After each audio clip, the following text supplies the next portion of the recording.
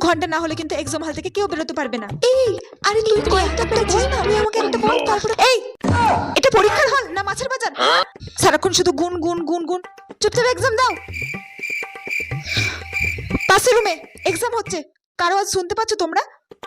একদম ঠিক বলেছেন ম্যাম, পেছনের মেয়েগুলো খুব কথা বলছে। যখন থেকে এসেছে শুধু গুন গুন কথা বলে যাচ্ছে। এক্সাম দিতে হয় চুপচাপ করে, বুঝেছো? একদম সাইলেন্ট, চুপচাপ করে পরীক্ষা দাও।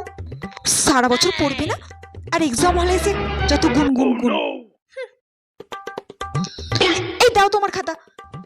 শুধু পেছনে ঘুরে ঘুরে অন্যের খাতা দেখছে। আর তোমাকে লিখতে হবে না, কিছু তো লেখাওনি, থাক তোমাকে আর লিখতে হবে না। চুপ করে বসে থাকো, সারাক্ষণ শুধু পেছনে ঘুরে ঘুরে দেখছে। যখন পারবে না তখন চুপ করে বসে থাকো। এই সবাই শোনো, ভালো করে সবাই মন দিয়ে শোনো।